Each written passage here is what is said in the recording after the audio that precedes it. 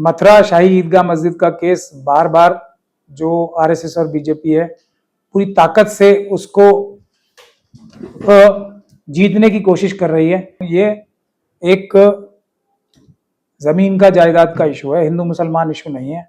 हाँ, आरएसएस और बीजेपी के लोग इसको धार्मिक इशू बनाना चाहते हैं। मथुरा शाही ईदगाह मस्जिद का केस है जो हम लोग वकील हैं जिसमें, उसमें आरएसएस और बीजेपी को 18 पार्टियां लगाने की जरूरत पड़ गई। जो दरखास्त थी वो हाई कोर्ट ने खारिज कर दी, लेकिन हम खारिज करने के बाद भी इसको एक बड़ी जीत मान के सो नहीं गए घर में। हमने उसी रात को और अगले दिन सुबह सुप्रीम कोर्ट में केवियट लगा दी, ताकि अगर ये लोग यहां से हार के, हाई कोर्ट से हार के सुप्रीम कोर्ट जाएंगे तो वहां हम पहले से इनका मुकाबला करने के लिए तैयार खड़े मिले इन्हें। कोर्ट ने यह साफ तौर पे कहा है कि इसे ऐसे विवादित स्थल घोषित नहीं किया जा सकता, ये गलत डिमांड है और पूरी तरीके से नकार दी है। जो पक्ष, सामने वाले पक्ष हैं जो आरएसएस और बीजेपी के द्वारा स्पॉन्सर्ड हैं, उनके ये हमारी अकेले की लड़ाई नहीं है।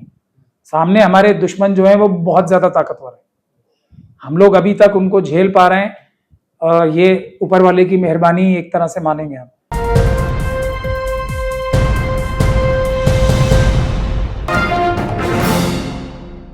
अभी जिस तरीके से शाही ईदगाह का मथुरा का जो मामला चल रहा था, उसमें क्या आगे कार्रवाई हुई है? सुप्रीम कोर्ट ने क्या एक्शन लिया है उसमें? देखिए, ये मुसलमानों की कामयाबी के तौर पर इसको जो है देखा जा रहा है, क्या है मतलब? देखिए, मैं ये तो नहीं कहूंगा कि ये कोई हिंदू मुसलमान का इशू है, मैं तो इसको साफ तौर पे मना करता हूँ। ये एक जमीन का जायदाद का इशू है, हिंदू मुसलमान इशू नहीं है। हाँ, आरएसएस और बीजेपी के लोग इसको धार्मिक इशू बनाना चाहते हैं, क्योंकि इससे उन्हें यूपी में चुनाव में बहुत ज्यादा फायदा हो सकता है, क्योंकि वो समाजवादी पार्टी के जो दो ऐसे ग्रुप माने जाते हैं जो उनको वोट देते हैं, एक मुस्लिम और एक यादव समाज के जो लोग होते हैं। तो इसीलिए मथुरा शाही ईदगाह मस्जिद का केस बार बार जो आरएसएस और बीजेपी है पूरी ताकत से उसको जीतने की कोशिश कर रही है। बाबरी मस्जिद में भी 2 या 3 पार्टीज आरएसएस और बीजेपी ने लगाई थी, और जो काशी की मस्जिद है वहां भी 2 या 3 पार्टीज है। लेकिन जो मथुरा शाही ईदगाह मस्जिद का केस है जो हम लोग वकील हैं जिसमें, उसमें आरएसएस और बीजेपी को 18 पार्टियां लगाने की जरूरत पड़ गई। 18 पार्टियां लगाने के बाद भी अभी तक वो कोई एक मजबूत आदेश कोर्ट से प्राप्त नहीं कर पाए हैं। तो वही फॉर्मूला जो उन्होंने बाकी जगह अपनाया था कि पहले अदालत से किसी जगह, किसी मस्जिद को विवादित स्थल घोषित करा लो, उसके बाद लोकल प्रशासनिक अधिकारियों से मिलकर जिनका समर्थन या जिनको इशारा बीजेपी और आरएसएस की पॉलिटिकल लीडरशिप कर देगी, वहां फिर घुस के पूजा करने लगो। यही फॉर्मूला उन्होंने मथुरा शाही ईदगाह मस्जिद के लिए भी लगाया। लेकिन हम लोगों ने, अब आप लोग ये समझ लो कि ज्यादा मेहनत करके या क्योंकि हम लोग हारने के लिए नहीं जीतने के लिए केस लड़ते हैं, तो वहां उनकी वो जो दरखास्त थी वो हाई कोर्ट ने खारिज कर दी। लेकिन हम खारिज करने के बाद भी इसको एक बड़ी जीत मान के सो नहीं गए घर में। हमने उसी रात को और अगले दिन सुबह सुप्रीम कोर्ट में केवियट लगा दी, ताकि अगर ये लोग यहां से हार के, हाई कोर्ट से हार के सुप्रीम कोर्ट जाएंगे तो वहां हम पहले से इनका मुकाबला करने के लिए तैयार खड़े मिले इन्हें। तो ये तरीका होता है केस जीतने का। और मैं इसीलिए सभी लोगों से, जिनकी मैं कई बार थोड़ा क्रिटिसिज्म भी करता हूं, मैं ये गुजारिश करूंगा कि ये हमारी अकेले की लड़ाई नहीं है। सामने हमारे दुश्मन जो है वो बहुत ज्यादा ताकतवर है। हम लोग अभी तक उनको झेल पा रहे हैं, ये ऊपर वाले की मेहरबानी एक तरह से मानेंगे हम। तो हम ये चाहते हैं कि इसमें सब लोग मिलके, और जो मैं बाकी केसेस के लिए भी कहता हूं कि सभी लोगों को मिलके कोई फैसला करके एक डिसीजन लेना चाहिए। और ताकि, क्योंकि ये किसी एक कमेटी का केस नहीं है, यहाँ तो जो मथुरा शाही ईदगाह मस्जिद की जो कमेटी है, इंतजामिया कमेटी, वो अच्छे मजबूत लोग हैं, वो सारे प्रेशर्स को झेल पा रहे हैं। लेकिन फिर भी ये पूरी कम्युनिटी को बैठ के इसके बारे में फैसला लेने का हक है, क्योंकि ये पूरी कम्युनिटी की जगह है। तो इसलिए हम ये चाहेंगे कि सभी आके इसमें अपना सहयोग करें, और सब लोग वेलकम है इसमें सहयोग करने के। कोर्ट ने क्या माना है, क्या कहा है? नहीं, कोर्ट ने यह साफ तौर पे कहा है कि इसे ऐसे विवादित स्थल घोषित नहीं किया जा सकता, ये गलत डिमांड है और पूरी तरीके से नकार दी है। जो पक्ष सामने वाले पक्ष हैं जो आरएसएस और बीजेपी के द्वारा स्पॉन्सर्ड हैं उनकी बात को पूरी तरीके से नकार दिया। इसीलिए लोग जो क्रिमिनल टेलीविजन जिन्हें मैं कहता हूं वो हिंदुओं की हार और मुसलमानों की जीत करके अभी भी इसका जो कम्युनल एंगल देने की कोशिश कर रहे हैं। हम जो वकील हैं हम खुद मना कर रहे हैं, ये कोई पहली बात तो मुसलमानों की जीत नहीं है। अगर ये जीत है भी तो ये भारत के संविधान की और कानून की जीत है, अंबेडकरवाद की जीत है और मनुवाद की हार है। अब आगे और क्या लग रहा है इसमें, मतलब आगे की सुनवाई क्या ये लंबा चलेगा मामला, या अब उम्मीद लग रही है कि जल्दी जो है इसका? नहीं, मामला तो लंबा चलेगा, लेकिन बात यह है कि यूपी के इलेक्शन से पहले आरएसएस और बीजेपी के लोग इसमें कोई बहुत बड़ा जो है षड्यंत्र करना चाहते हैं इस केस को लेकर। उसके लिए सभी को आगाह रहना चाहिए। हम बार बार बोल रहे हैं, समाजवादी पार्टी के लोगों को भी और कांग्रेस के लोगों के लिए भी हम ये, और जो बसपा के लोगों के लिए भी हम ये बार बार आह्वान कर रहे हैं कि आप लोग होशियार हो जाओ। इस केस में आप लोगों को चुनाव हराने के लिए एक बहुत बड़ा षड्यंत्र आरएसएस और बीजेपी कर रही है। एक मामला और बड़ा विरोध किया गया, खूब इस पे आवाज उठाई गई, वक्फ बोर्ड का जो बिल था, कानून भी लागू हो गया, सब हो गया, लेकिन कहीं जो होना था वो कुछ सरगर्मियां देखने में नहीं है। अब इस बारे में मैं बहुत बार टिप्पणियां कर चुका हूं। अब क्या वजह मान, अब ये मैं जनता के ऊपर छोड़ चुका हूं। मेरी बात सुननी है तो मेरी बात सुने। अगर उन लोगों की बात सुननी है जिनकी हिस्ट्री है हर केस में हार लेने की, जानबूझ के हारने की, तो उन्हीं के साथ रहें। अभी सुप्रीम कोर्ट का फैसला आने वाला है, उसका हमें सबको इंतजार करना चाहिए, दुआ करना चाहिए कि कोई मुआवजा हो जाए और सुप्रीम कोर्ट के जजेस खुद ही कोई अच्छा फैसला कर दें। तो उसके अलावा तो मैं बार बार अब एक बात दोहराने में कोई फायदा नहीं है। मैं साफ तौर पे बता चुका हूं, जनता को, खास तौर पे जो वीकर सेक्शंस हैं उनकी जो जनता है उनको अपने लीडर्स को परखना चाहिए। कौन बार बार हार रहे हैं, कौन आप लोगों से पैसे चंदा इकट्ठा करते हैं और उसके बाद हारते हैं, कौन लोग चंदा भी नहीं लेते और केसेस भी जीतते हैं सारे। तो ये फैसला आम आवाम को करना है। जब तक ऐसे लोगों को बेनकाब नहीं करेंगे जो जानबूझ के हारने के लिए काम करते हैं, साजिश में शामिल हैं, तब तक कुछ होने वाला नहीं है। मैं इस बारे में बहुत बोल चुका हूं, ज्यादा बोलना नहीं चाहता। अवाम में से मतलब कई लोगों ने एक सवाल किया प्राचा साहब हमसे कि इसमें विरोध किया जा रहा है कि 2 गैर मुस्लिमों को जो है शामिल किया जा रहा है। तो उसमें एक सवाल ये किया कि भाई जो तुम्हारे वक्त का जो केस लड़ रहे हैं वो तो खुद ही वकील जो लड़ रहे हैं, कपिल सिब्बल साहब, वो गैर मुस्लिम है, तो क्या मुस्लिम वकील नहीं है? तो ऐसा ये क्या है, इसका क्या जवाब दिया जाए? देखिए, ऐसा नहीं है कि वकील तो एक अलग चीज होता है, लेकिन ये बात, कपिल सिब्बल साहब वक्फ एक्ट के बारे में या वक्फ बोर्ड के बारे में या शरिया के बारे में जानते हैं क्या? इसके लिए तो खुशियां मनानी चाहिए आरएसएस को, बल्कि और बीजेपी को। उनकी तो हिस्ट्री है। मैं बार बार फिर वही बात आप मुझसे कहलवाएंगे। उनके जितने केस उन्होंने लड़े हैं इस तरह के वीकर सेक्शंस के, उनकी हिस्ट्री जाके देख लो। तो उनके पास तो ये खुशी का मौका है, तो वो खुश है। लेकिन वो जानते नहीं है, ये बात मुझे कहने में कोई शर्म नहीं है। और वो अगर कोई उनको सिखाना भी चाहेगा तो अब उनको देखा जा रहा है, उनकी सीखने की कैपेसिटी भी अब उतनी नहीं रह गई है और वो उनके पास टाइम भी नहीं होता। और वो मुझे लगता भी नहीं है कि वो तो खुद बोल चुके हैं एक बार कि मैं सारे केस जीतने के लिए नहीं, हारने के लिए भी तो लड़े जाते हैं केस। तो अब फिर भी, क्योंकि अब कुछ लोग हैं जो उनको पसंद करते हैं, उनकी यही खासियत है, उनको पसंद आती है। लेकिन वकील वकील होता है, किसी धर्म का वकील नहीं होता है। अब ये एक तंज हम पे किया जाता है कि तुम्हारे पास अपने वकील भी नहीं है, और जो वकील हैं वो उनको किया नहीं जाता जीतने वाले वकीलों को। तो वो एक साजिश का हिस्सा है, उसके बारे में मैं कुछ नहीं कह सकता। मैं अभी आपको मथुरा मस्जिद का एग्जांपल दे ही तो रहा हूं। 18 पार्टियां हैं, अभी तक तो नहीं हरा पाए ना हमें। क्या वजह है जो मिल्ली तंजीमें जो है आपको नहीं लेती हैं साथ में? क्या वजह मानते हैं?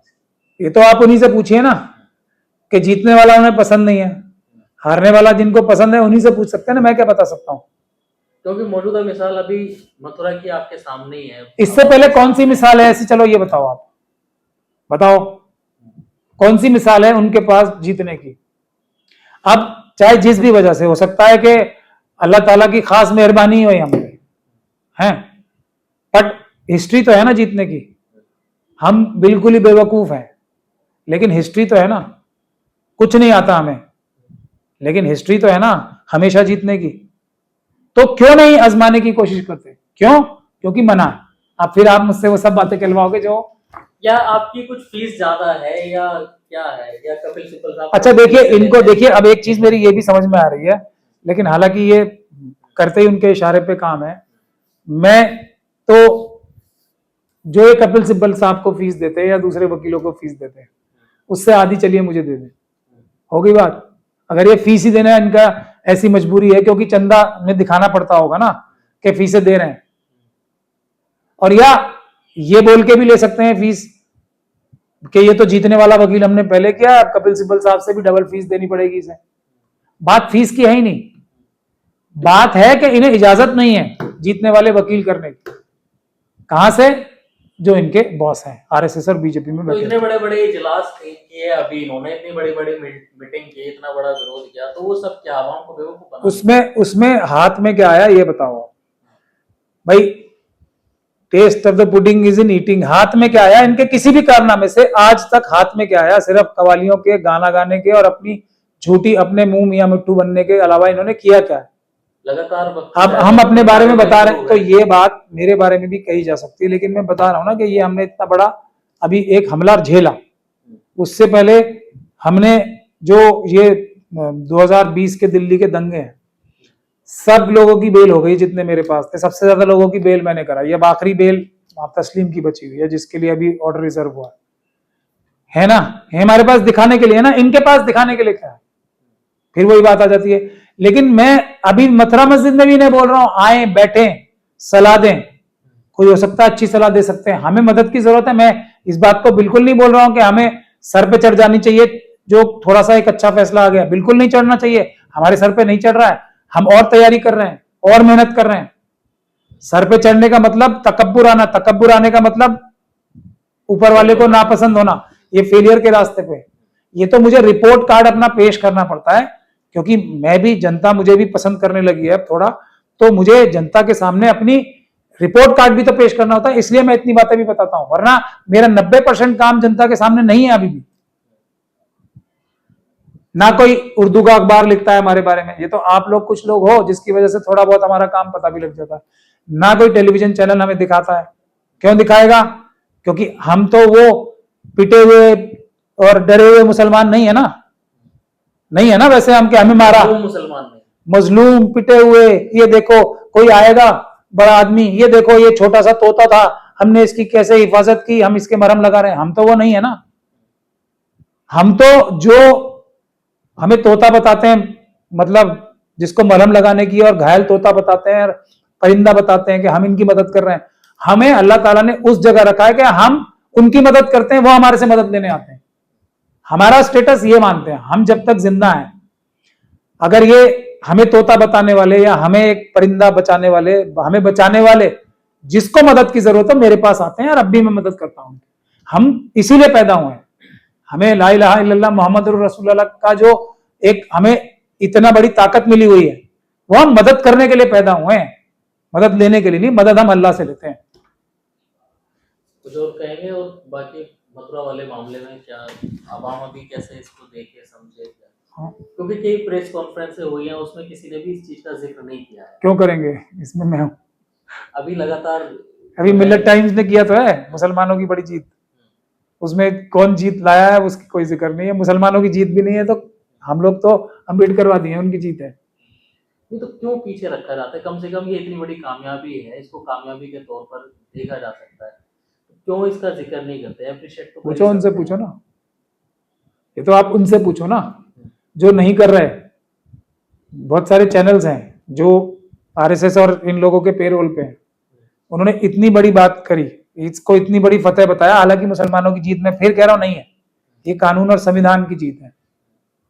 तो लेकिन पूरी, और उसमें उन्होंने तस्वीरें किसकी लगाई? असदुद्दीन ओवैसी साहब की और मौलाना अरशद बंदी की।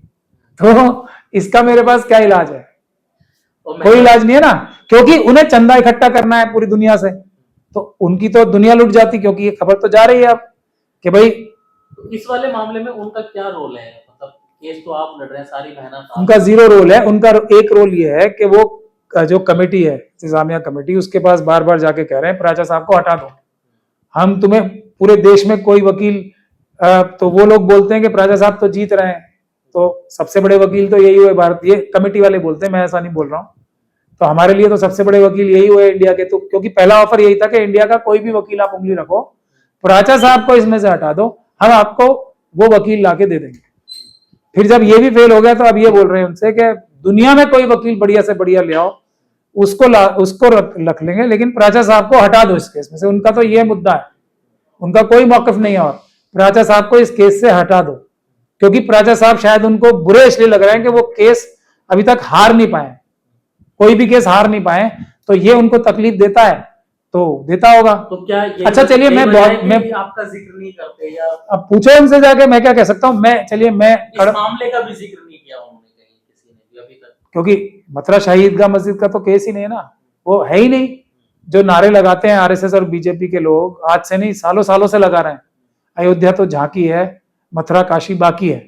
तो काशी में तो शुरू हो गया उनका पूजा, मथुरा अभी बाकी है ना, तो जब तक बाकी है तो अब उसमें वो मथुरा को कोई ध्यान क्यों नहीं दे पाए। उनसे पूछो ना जाके कि मथुरा की भी एक मस्जिद है, वो भी तो इन 3 में से एक मस्जिद है ना। तो इसके बारे में कोई मतलब है ही नहीं क्या ये, और है तो अपनी फोटो में लगा के, अपने खरीदे हुए चैनल्स में अपनी फोटो लगा के दे रहे हैं। मुझे इनकी बातें समझ में आती है कि फोटो दिखा के चंदा लेना होगा ना बाहर से, वरना क्या क्या जो जर्नलिस्ट ने वो किया है रिपोर्टिंग, उसको नहीं पता।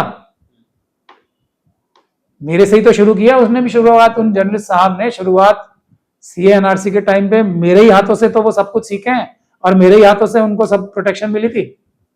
इसको ये मिलेट टाइम्स वाले जो है, नाम लेना है तो नाम, मैं तो नाम ले सकता हूं ना, तो क्या बताऊं मैं इनका। लेकिन है, अब मैं समझ सकता हूं ना कि अब जब उनको जर्नलिज्म छोड़ के जब पैसे ही लेने हैं आरएसएस और बीजेपी से और इन सब लोगों से, तो वो ये उनकी जर्नलिज्म का सबसे बड़ा एग्जाम्पल है। एक और एग्जाम्पल था उनका, एक इंटरव्यू रिकॉर्ड करके गए थे मुझसे, मैंने शर्त यही लगाई थी कि इसको शायद जरूर करना, नहीं करोगे तो उसके बाद मैं तुम्हें कोई इंटरव्यू नहीं दूंगा।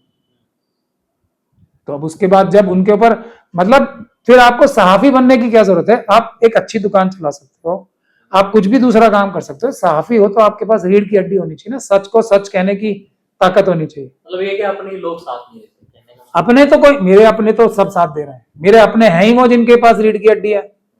जो रीढ़ की हड्डी के बगैर है, मैं उनको अपना मानता ही नहीं हूं ना।